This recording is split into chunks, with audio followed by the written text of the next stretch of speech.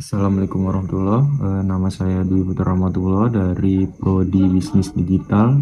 Pada kali ini saya ingin menjelaskan tentang analisis masalah keamanan website, penanganan peringatan dangerous site berdasarkan standar keamanan sistem informasi.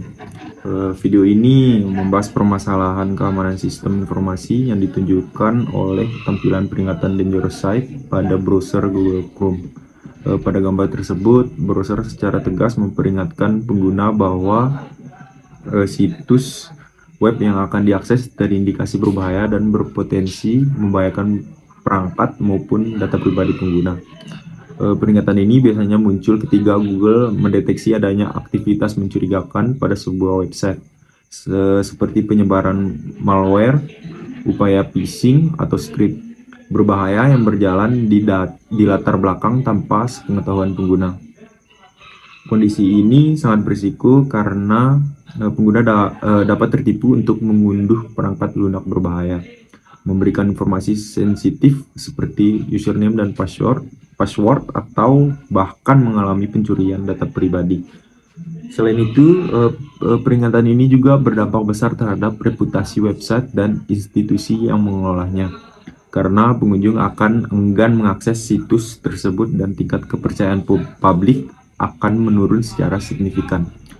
Penyebab utama munculnya peringatan dangerous site dapat berasal dari berbagai aspek, baik dari sisi server, domain, maupun konfigurasi keamanan website. Salah satu penyebab yang paling umum adalah website belum menggunakan protokol HTTPS atau memiliki sertifikat SSL atau TLS yang tidak valid atau sudah kadaluarsa.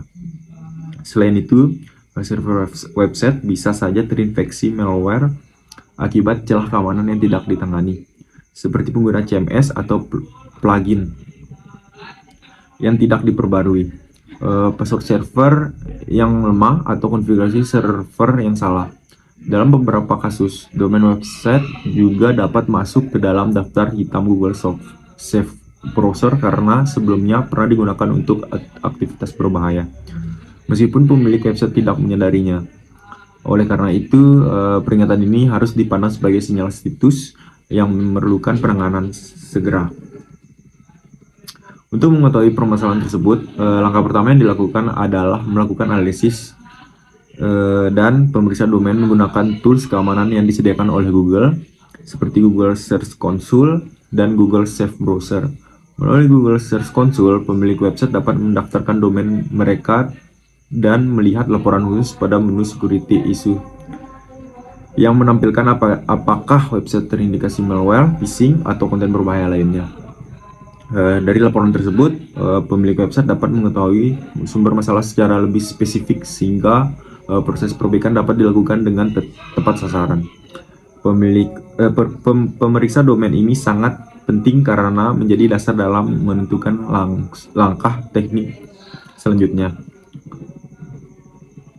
Langkah berikutnya adalah melakukan implementasi sertifikat SSL atau TLS dan memastikan seluruh akses website menggunakan protokol HTTPS. SSL atau TLS berfungsi untuk mengenkripsi data yang dikirimkan antara browser pengguna dan server website, sehingga data tersebut tidak dapat dibaca atau dimanipulasi oleh pihak yang tidak berwenang. Implementasi SSL dapat dilakukan dengan menggunakan layanan seperti Let's Encrypt atau penyedia sertifikat lainnya. Kemudian mengonfigurasi server agar secara otomatis mengalihkan seluruh permintaan HTTP ke HTTPS. HTTP ke HTTPS maksudnya. Setelah SSL terpasang dengan benar, browser akan menampilkan ikon gembok pada address bar yang menandakan bahwa koneksi ke website tersebut aman. Selain itu, perlu dilakukan pemeriksaan keamanan server secara menyeluruh, termasuk melakukan pemindaian malware, menghapus file atau skripsi mencurigakan, serta memperbarui sistem operasi server, CMS, tema, dan plugin yang digunakan.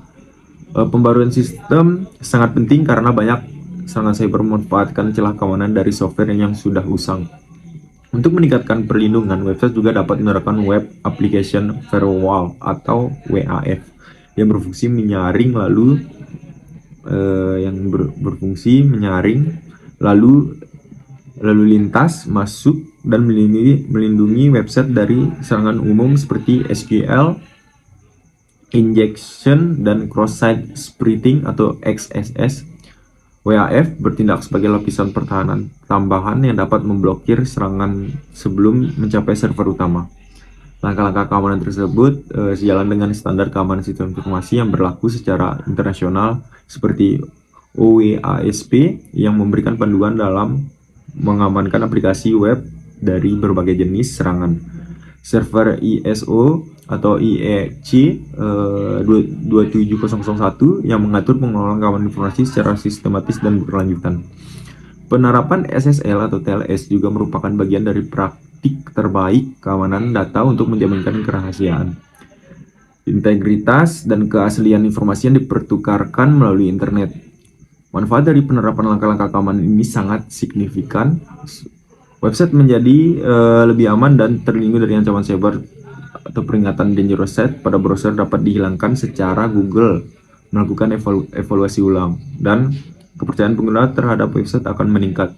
Selain itu, website yang aman juga memiliki nilai tambah dari sisi optimasi mesin pencarian atau SEO, karena Google lebih memprioritaskan website yang menggunakan HTTPS. Dengan sistem keamanan yang terkelola dengan baik, website tidak hanya melindungi penggunanya, tetapi juga mencerminkan profesionalisme dan tanggung jawab pengelola dalam menjaga keamanan informasi. Sebagai kesimpulan, peringatan dangerous site bukan sekedar notifikasi biasa, melainkan indikator adanya masalah serius pada keamanan website. Dengan melakukan pemeriksaan domain, implementasi SSL atau TLS, pengamanan server, serta penerapan standar keamanan yang tepat, risiko keamanan dapat diminimalkan secara efektif. Langkah-langkah ini sangat penting untuk memastikan website dapat diakses dengan aman, terpercaya, dan berkelanjutan oleh seluruh pengguna. Segitu dari saya, terima kasih. Wabillahi taufiq wal hidayah. Wassalamualaikum warahmatullahi wabarakatuh.